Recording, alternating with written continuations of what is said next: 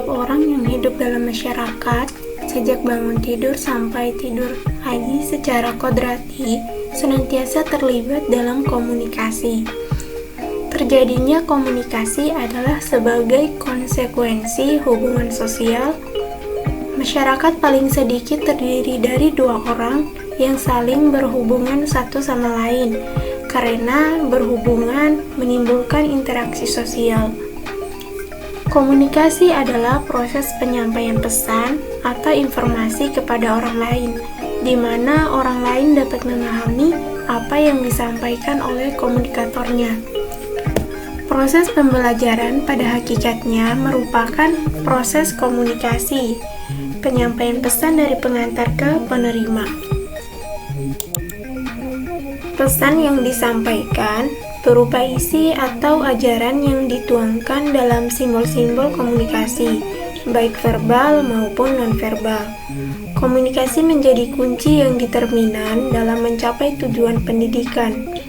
Seorang guru, betapapun pandai dan luas pengetahuannya, kalau tidak mampu mengkomunikasikan pikiran, pengetahuan, dan wawasan, tentu tidak akan mampu memberikan transformasi pengetahuannya ke para siswa. Gagasan pengetahuannya hanya menjadi kekayaan diri yang tidak tersalur pada siswanya. Oleh karena itu, kemampuan komunikasi dalam dunia pendidikan sangatlah penting. Seorang guru yang mengajarkan siswanya di kelas harus memikirkan bentuk komunikasi yang efektif agar pesan yang disampaikan dapat tepat sasaran dan mencapai hasil yang optimal. Oleh karena itu, guru harus menggunakan bahasa atau simbol yang sesederhana mungkin, menghindari penggunaan bahasa ilmiah yang sulit dipahami para siswa, dan menghindari kata-kata multitafsir. Dengan demikian, para siswa akan memperoleh pemahaman yang dimaksud oleh guru. Unsur-unsur pendidikan itu pun melibatkan komunikasi yang terdiri dari 1. Subjek yang dibimbing atau peserta didik, yang dimana dalam proses komunikasi berperan sebagai komunikan, yang dimana penerima pesan yang disampaikan oleh komunikator atau seorang pendidik. Yang kedua, orang yang membimbing atau pendidik, yang dimana dalam proses komunikasi berperan sebagai komunikator yang menyampaikan pesan atau informasi yang biasanya berupa materi pelajaran. Yang ketiga, interaksi antara peserta didik dengan pendidik. Yang keempat, ke arah mana bimbingan ditujukan. Tujuan pendidikan juga sangat dipengaruhi oleh apakah komunikasinya berjalan efektif atau tidak. Yang kelima, pengaruh yang diberikan dalam bimbingan. Yang keenam, cara yang digunakan dalam bimbingan berupa alat dan metode merupakan proses komunikasi berlangsung dalam artian bagaimana metode pengajaran yang dilakukan. Peserta didik akan dapat menangkap materi pelajaran jika komunikasi berjalan dengan efektif. Yang ketujuh, tempat di mana peristiwa berlangsung.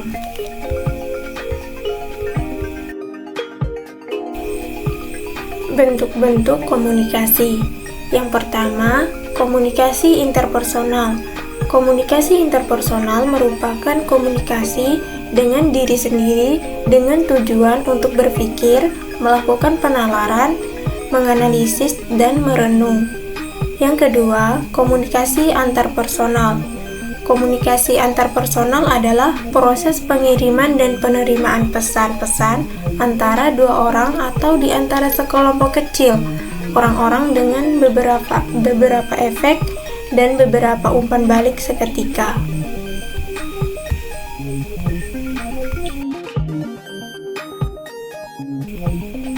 Berikutnya yaitu hambatan komunikasi pendidikan. Yang pertama, gangguan saluran. Gangguan jenis ini meliputi setiap gangguan yang mempengaruhi kehalalan fisik penyampaian pesan.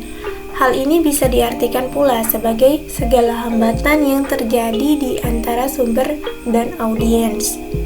Yang kedua, gangguan semantik. Gangguan jenis ini terjadi karena salah menafsirkan pesan. Gangguan ini berasal dari yang pertama, kata-kata guru yang terlalu sukar dipahami dan diterima oleh peserta didik. Yang kedua, perbedaan dalam memberikan arti denotatif pada kata-kata yang digunakan antara guru sebagai pengirim pesan dan peserta didik sebagai penerima pesan, yakni peserta didik berpikir bahwa kata yang dimaksud menunjukkan pada sesuatu yang berbeda dengan yang dimaksud oleh guru. Yang ketiga, pola kalimat yang membingungkan peserta didik.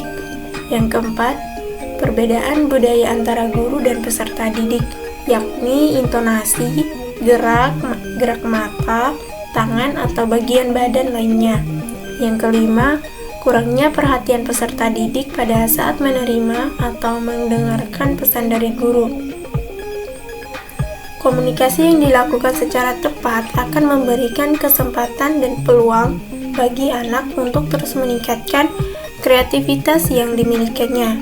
Sementara komunikasi yang kurang tepat akan membuat potensi kreatif yang dimiliki anak justru terhambat atau bahkan tidak berkembang. Oleh karena itu, orang tua dan guru harus memikirkan secara tepat model komunikasi yang dilakukan agar tidak menghambat diri anak.